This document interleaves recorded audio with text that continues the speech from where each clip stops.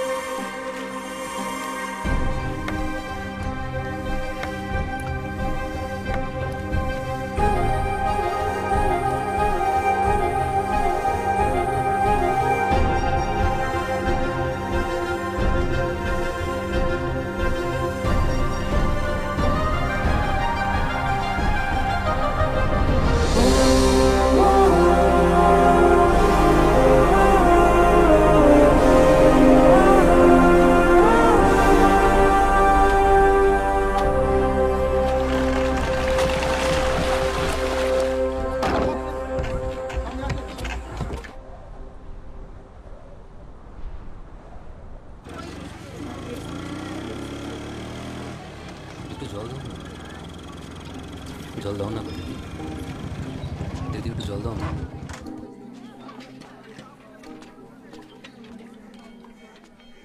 కీజాలు ఇలా ఎండలో కూర్చొని అందరు నీళ్ళు అడిగే బదులు నువ్వు వెళ్ళి పట్టుకోవచ్చు కదా. మేము బావిని అంట రాదు కదయ్యా అని ఆ బావి చెప్పిందా? నీ కుండ నిండాలంటే అయితే వర్షం రావాలి, లేదా నీలో ధైర్యం రావాలి.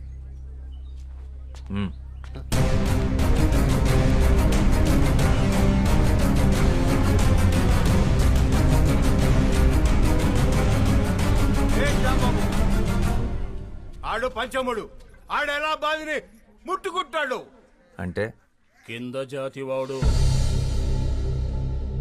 నీళ్లు కూడా కిందేగా ఉన్నాయి, నేల కూడా కిందేగా ఉంది. వాడు తక్కువ కులమాడు. అయితే దాహం తక్కువ వేస్తుందా? ఏ నీటి చుక్క మీద ఏ కులం పేరు రాస్తుంది? వాడు ఇదే ఊర్లో పుట్టాడు, ఇదే ఊర్లో పెరిగాడు, ఇదే మట్టిలో కలిసిపోతాడు. ఆ మట్టిన పుట్టిన తిండిని నీ పిల్లలు తింటున్నారు. వాడు అంటరాని వాడు. అంటరాని వాడైతే మరి వాడు నడిచిన నేల మీద నువ్వెందుకు నడుస్తున్నావు? వాడు పీల్చి వదిలేసిన గాలి నువ్వెందుకు పీలుస్తున్నావు? ఆపేచ్చుగా. నేలకి గాలికి నీటికి బతికించే గుణం ఉంటుందే తప్ప హింసించే కులం ఉండదు. ఆయన కులం కాళ్ళు పట్టు కూర్చోడానికి. ఇది ఋగ్వేదం కాదు, స్వాతంత్ర భారతం. ఓహో, దిగొచ్చాడు అంబేద్కర్. ఇవన్నీ పుస్తకాల్లో రాసుకో, కొని చదువుతాం. రేయ్, నువ్వు గనక బావిని ముట్టుకున్నావో నీ గుడిసెలు కాల్చి నీ చర్మము ఒలుస్తాం. పొద్దు బాబు, నాకు నీళ్ళొద్దు, ఏమొద్దు, మేము పోతాం.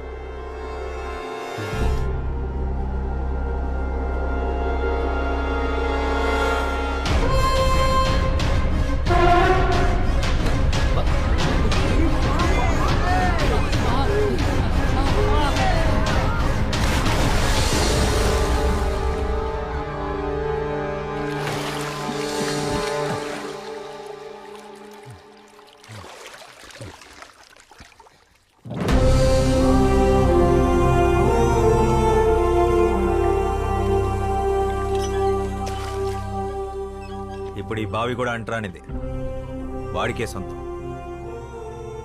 దాహం అనుకున్న వాళ్ళు తోడుకు తాగండి, కులం అనుకున్న వాళ్ళు ఎండి చావండి.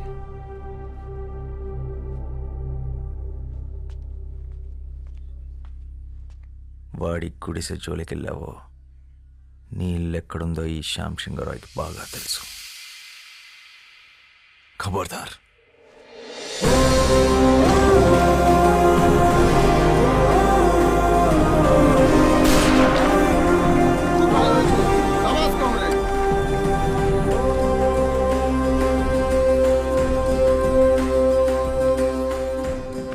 बंधु, हमारे साथ आ जाओ। ఒక తోట ఒక్కడికే పనిచేస్తుంది. ఒక అక్షరం లక్షల మందిని కదిలిస్తుంది.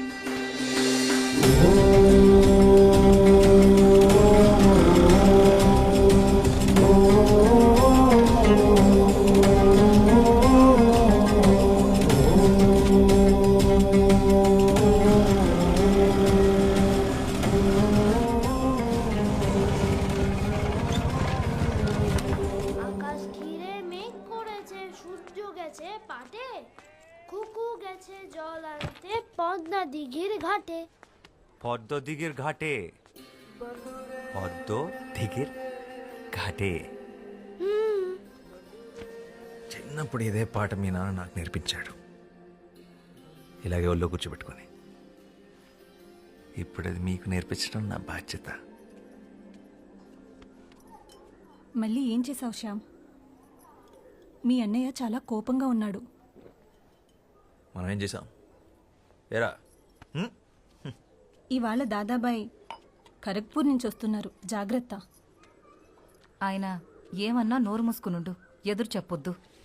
ప్రసాదం తీసుకో. పండగ రోజు గొడవ పడకండి. దేని గురించంట? ఈరోజు జరిగిన దాని గురించా, లేక నిన్నటి గొడవ? మొన్నటిదా?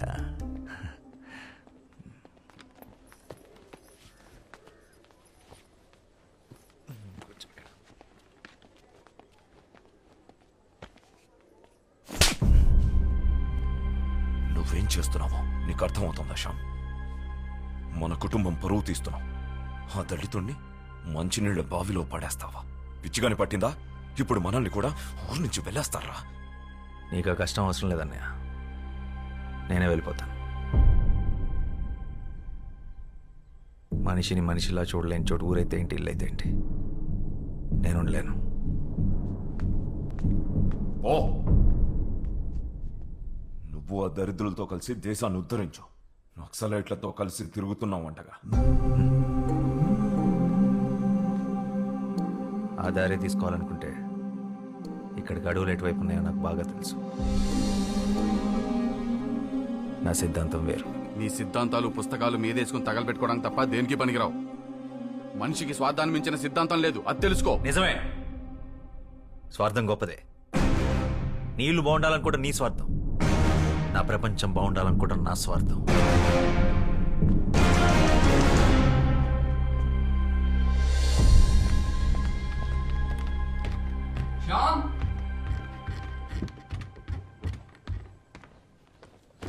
కోప్పడకురా, కొట్టింది అన్నయ్యగా.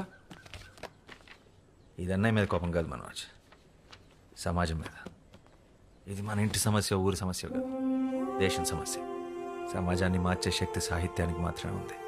శ్యామ్, నేను వెళ్ళాలి, నేను రాయాలి. ఇదేంట్రా ముందే సర్ది పెట్టేసుకున్నావా? ఎవరికి చెప్పొద్దు.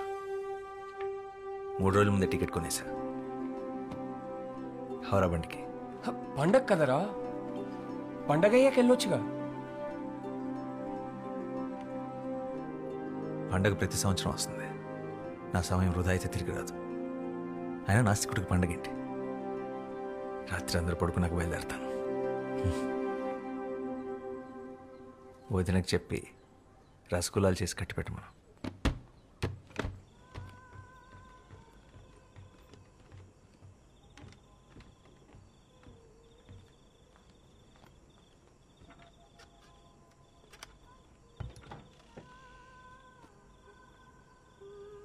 శ్యామ్,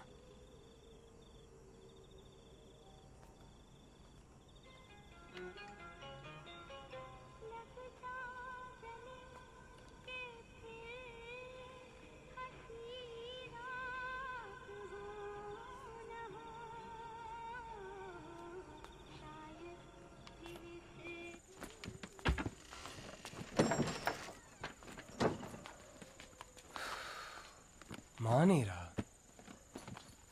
అయిపోయింది మనిషి. జాగ్రత్తరా, వెళ్ళంగానే ఉత్తరం రాయి.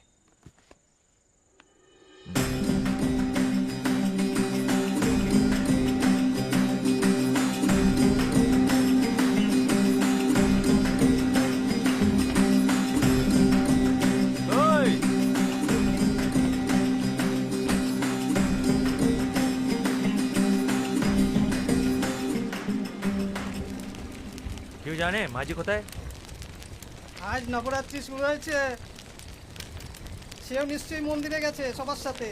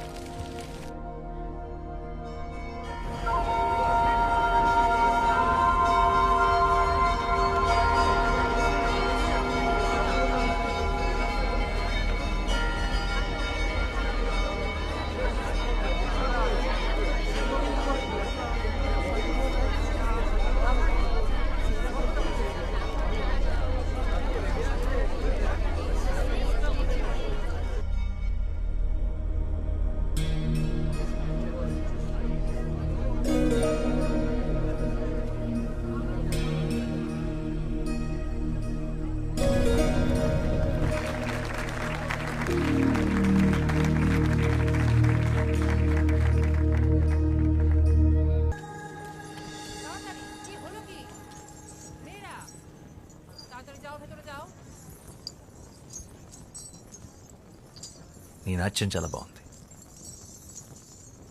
నీతో కొంచెం మాట్లాడాలి. నాతో కాసేపు అలా బయటకు వస్తావా? నీ పేరేంటి?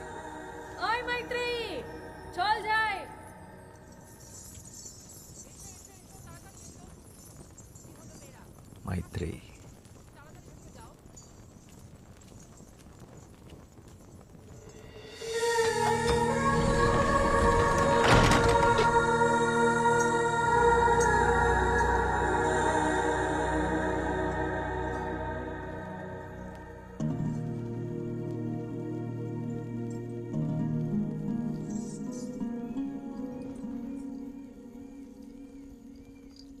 ఏంటి ఇంకా పడుకోలేదా?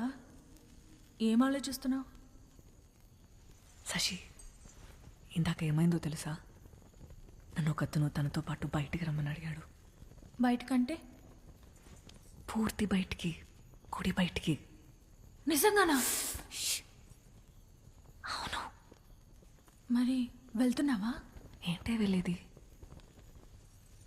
మనం ఎవరో తెలీదా? ఆయన ఎంత ధైర్యం అలా అలా అడుగుతాడు? మనం కూడా మనుషులమే అనుకొని అడుగుంటాడులే పాపం. అయినా నేనే నీ స్థానంలో ఉండుంటే అట్నుంచి అటే వెళ్ళిపోయేదాన్ని. వెళ్తావు? ఎందుకు వెళ్ళవు? మనం ఇలా మాట్లాడుకున్న విషయం ఎవరైనా విన్నారంటే కాళ్ళు వెరగొట్టి కూర్చోపెడతారు. నోరు మూసుకొని పడుకో.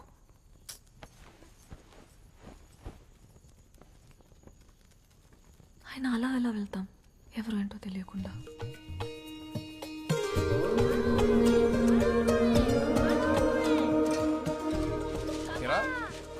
కలకత్తాకి వెళ్ళాలన్నా రాయాలన్నా అర్థం లేరా? తొందర ఉంది. దేవి నవరాత్రులు అవని. నీకెప్పటి నుంచి దేవి మీద ఇంత భక్తి? భక్తి కాదురా,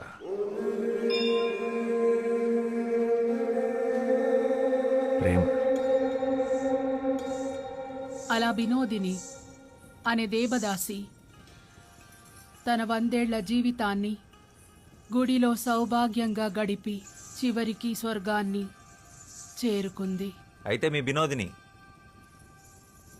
తన జీవితంలో గుడి దాటి బయటికి ఎప్పుడు వెళ్ళలేదా? లేదు. ఎందుకు? ఒక దేవదాసి దేవుడి సన్నిధి దాటి బయటికి రాకూడదు, అది శాస్త్రం. ప్రపంచం అంతా దేవుడి సన్నిధే కదా, బయటకు వస్తే తప్పేంటి? పాపం వినోదిని మీ దేవుడు సృష్టించిన ఈ అందమైన ప్రపంచాన్ని చూడకుండానే వెళ్ళిపోయింది. 100 ఏళ్ళు దాసిలా కట్టుబాట్లతో బ్రతకడం కన్నా ఒక్కరోజు స్వేచ్ఛగా మనిషిలా బతుకుంటే బాగుండు.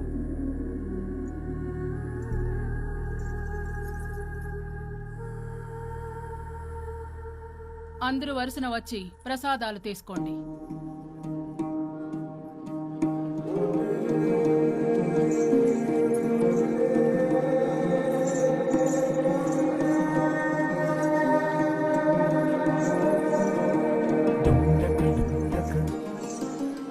రాత్రి 10 గంటలకి దక్షిణ ద్వారం.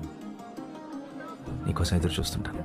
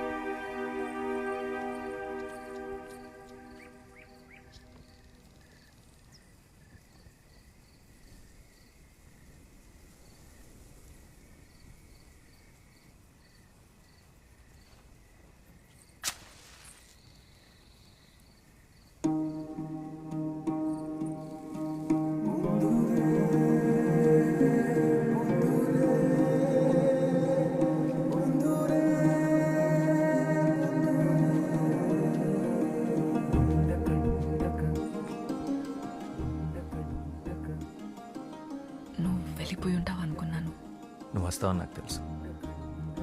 నేనేం బయటికి రావాలని రాలేదు. నువ్వు నిజంగా వచ్చావో లేదో చూద్దామని వచ్చాను. సరే.